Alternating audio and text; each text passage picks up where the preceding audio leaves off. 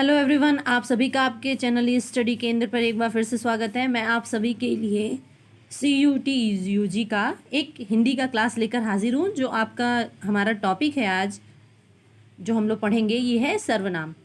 ध्यान दीजिएगा, जो सर्वनाम है इससे हर साल 2-3 प्रश्न आपसे ज़रूर से पूछता है।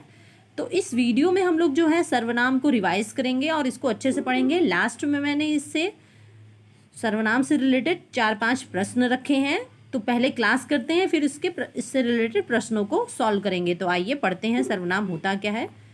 तो ध्यान दीजिएगा, जो सर्वनाम है इसका मतलब क्या होता है? सबका नाम, यानी कि वे शब्द जो संज्ञा के स्थान पर प्रयोग किए जाते हैं उन्हें हम क्या कहते हैं? सर्वनाम।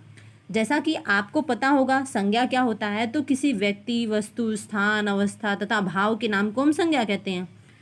तो जब हम सारी चीज़ों के नाम को संज्ञा कहेंगे तो उन्हीं नामों को जिन अन्य नामों से हम पुकारते हैं, जब हम उनका एग्जैक्ट नाम ना लेकर, जैसे यह, वह, तुम, मेरा, हमारा, ये सब शब्द का यूज़ करते हैं उसका, तो ये क्या हो जाता है? यही सर्वनाम है।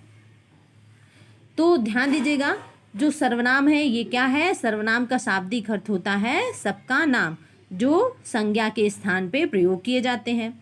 अब अक्सर पूछ लेता है कि टिक द करेक्ट ऑप्शन में ही, कि कंफ्यूज करने के लिए, कि सर्वनाम के कितने भेद होते हैं। तो ध्यान दीजिएगा, जो सर्वनाम है इसके कितने भेद होते हैं? तो इसके 6 भेद होते हैं। अब कुछ बच्चों को सर्वनाम और संज्ञा के भेदों में कन्फ्यूज़न रहता है, तो उसको भी ध्यान रखना है। और आइए अब सर्वनाम के भेदों को देखते हैं। तो सबसे पहला जो सर्वनाम का भेद होता है वो पुरुषवाचक सर्वनाम होता है। पुरुषवाचक सर्वनाम में क्या होता है कि वह सर्वनाम जो पुरुष या स्त्री के नाम के स्थान पर प्रयुक्त होते हैं उन्हें हम पुरुषवाचक सर्वनाम कहते हैं। अब ध्यान दीजिएगा, जैसे इंग्लिश में first person, second person and third person होता है, उसी तरह पुरुषवाचक सर्वनाम में भी उत्तम पुरुष, मध्यम पुरुष और अन्य पुरुष, ये 3 प्रकार का होता है।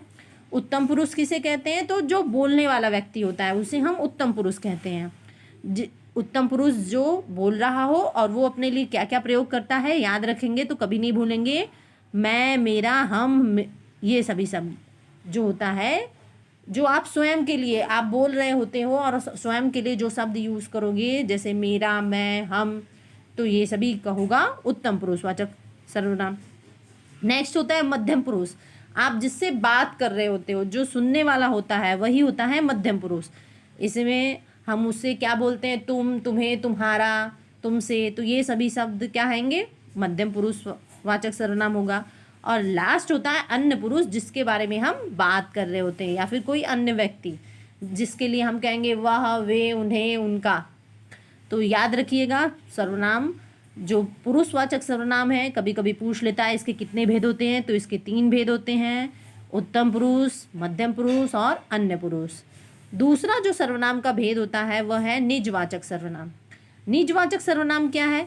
जिन शब्दों का प्रयोग वक्ता स्वयं के लिए करता है, और जो सर्वनाम प्रथम पुरुष, द्वितीय पुरुष और तृतीय पुरुष में आपका बोध कराते हैं, मतलब निजत्व का, अपने स्वयं का, तो वही होता है निजवाचक सर्वनाम। इसमें क्या करते हैं कि हम कहेंगे कि मैं अपने आप ही आया हूँ, मैं अपने आप काम कर लूँगा, आप भला तो जग भला। देखिए ये सभी एग्जाम्पल है। कभी कभी सेंटेंस भी दे देगा और आपसे पूछेगा कि ये कौन सा सर्वनाम है। तो आपको ध्यान रखना है कि जब आप, अपने आप, ये सभी शब्द आए तो इसमें ये कौन सा सर्वनाम हो जाएगा? वो निजवाचक सर्वनाम होगा। नेक्स्ट देखिए, हमारा तीसरा जो सर्वनाम का भेद है वो है प्रश्नवाचक सर्वनाम। इसमें क्या होता है? तो प्रश्न पूछने के लिए जिन सर्वनाम शब्दों का प्रयोग किया जाता है वे प्रश्नवाचक सर्वनाम होते हैं। अब इसमें कौन, क्या, क्यों, कैसे, ऐसे करके जब हम प्रश्न पूछते हैं, जैसे यहाँ पे एग्जाम्पल दे रहा है, कौन शोर कर रहा है, उसे क्या हो गया, तुम कहाँ रहते हो, तो ये सभी क्या है? प्रश्नवाचक सर्वनाम। ध्यान दीजिएगा। नेक्स्ट है हमारा संबंधवाचक सर्वनाम। तो संबंधवाचक सर्वनाम में क्या होता है? वाक्य में संज्ञा या सर्वनाम के साथ संबंध प्रदर्शित करने के लिए जिस सर्वनाम का प्रयोग किया जाता है उसे संबंधवाचक सर्वनाम कहते हैं। जैसे कि ध्यान दीजिएगा, यहाँ पे जैसे तैसे करके शब्दों को जोड़ा गया है, यानी जिसकी लाठी उसकी भैंस, तो जिसकी और उसकी से वाक्य को जोड़ा जा रहा है। उसी तरह है जो देता है सो लेता है, तो जो और सो से फिर जो कहा गया वही करो, तो जो और वही से यहाँ जो सेंटेंस है जोड़ने का काम किया जा रहा है, संबंध स्थापित किया जा रहा है, तो इसीलिए ये क्या हो गया, संबंधवाचक सर्वनाम। तो इसे भी याद रखिएगा। ये है सर्वनाम का चौथा भेद।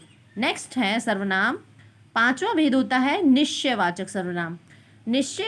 निश्चयवाचक सर्वनाम मतलब कि जहाँ पे निश्चितता का बोध हो, किसी वस्तु का निकट या अथवा दूर का बोध हो या निश्चित होने का बोध हो, तो वहाँ पे हम निश्चयवाचक सर्वनाम का प्रयोग करते हैं। जैसे कि हम संकेत दे रहे हैं, यहाँ पे एग्जाम्पल देखिए, जैसे कि यह, वह, वे, ये सभी इसके एग्जाम्पल हैं।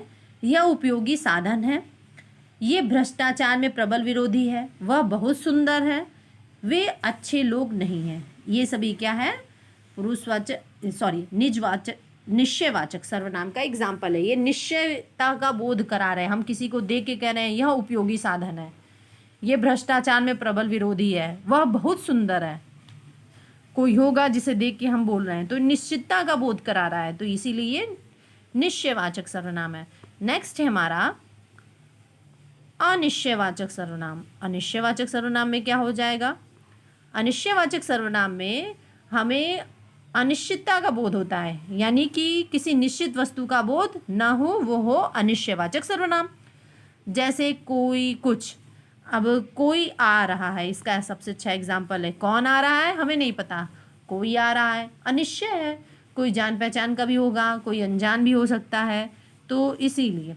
फिर है वह कुछ लाया था, वह कुछ लाया था, कुछ यहाँ पे जो शब्द है ये क्या हो जाएगा, इसी में अनिश्चय का बोध हो रहा है। तो कुछ लाया था मतलब क्या लाया था, मिठाई, फल, खाने की चीज़ें या फिर कोई ऐसी चीज़ जो उपयोगी हो, तो कुछ लाया था। तो यहाँ पे कोई और कुछ दो ऐसे शब्द हैं जो अनिश्चयवाचक सर्वनाम में प्रयोग करते हैं, और इसका प्रयोग होते ही हमें समझ में आ जाता है ये अनिश्चयवाचक सर्वनाम है। कुछ अन्य एग्जाम्पल, जैसे कि सेंटेंस देगा कि छत पर कोई है, तो यहाँ पे कोई के नीचे अंडरलाइन रहेगा और आपसे पूछ लेगा कि यह कौन सा सर्वनाम है, तो आप तुरंत बताएंगे कि ये अनिश्चयवाचक सर्वनाम है।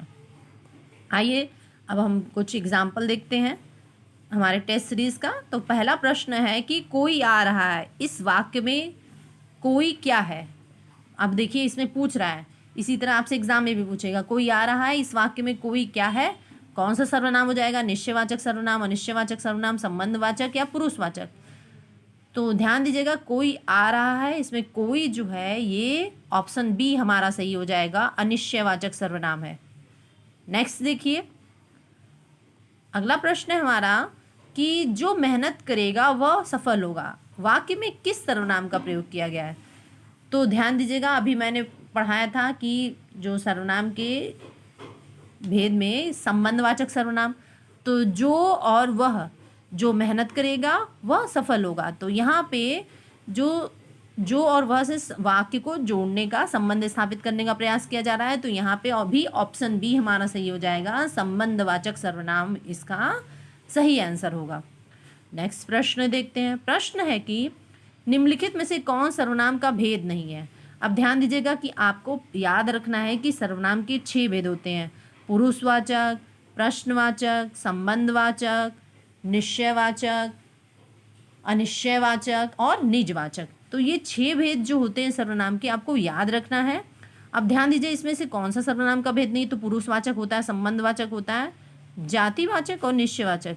तो सी और डी में से कौन सा गलत हो जाएगा, तो ध्यान दीजिएगा, जातिवाचक संज्ञा होती है, ऑप्शन सी जो है ये सर्वनाम का भेद नहीं है, क्योंकि जातिवाचक किस में आता है, संज्ञा का भेद है, जातिवाचक सर्वनाम का भेद नहीं है, तो ऑप्शन सी हमारा सही हो जाएगा। नेक्स्ट देखिए, प्रश्न है कि वह, यह, वे संबंधित है निश्चयवाचक सर्वनाम से, निजवाचक सर्वनाम से, पुरुषवाचक सर्वनाम से या अन्य पुरुषवाचक सर्वनाम से। तो ध्यान दीजिएगा, जो वह, यह, वे संबंधित है, तो यह निश्चयवाचक सर्वनाम में भी आते हैं, और स्त्री और पुरुष का बोध कराने के लिए अन्य पुरुषवाचक सर्वनाम में भी इसका प्रयोग किया जाता है। लेकिन हम यहाँ पे ऑप्शन ए सही मानेंगे, निश्चयवाचक सर्वनाम, यह, वह, वे संबंधित है किससे हैं, तो ऑप्शन ए हमारा सही हो जाएगा, निश्चयवाचक सर्वनाम से संबंधित है। तो आपको सर्वनाम का ये क्लास कैसा लगा हमें कमेंट करके ज़रूर से बताइएगा। वीडियो अगर अच्छा लगा हो, समझ में आया हो, तो हमें ये भी कमेंट करके बताइएगा और लाइक वीडियो को ज़रूर से करिएगा। आपको हिंदी का क्लास कैसा लगा, तो आप ये क्लास अपने फ्रेंडों में शेयर करिए और इस क्लास को अच्छे से स्टडी कर लीजिए आप, और अपने सर्वनाम का टॉपिक एकदम अच्छे से प्रैक्टिस करके तैयार कर लीजिए। Thank you everyone.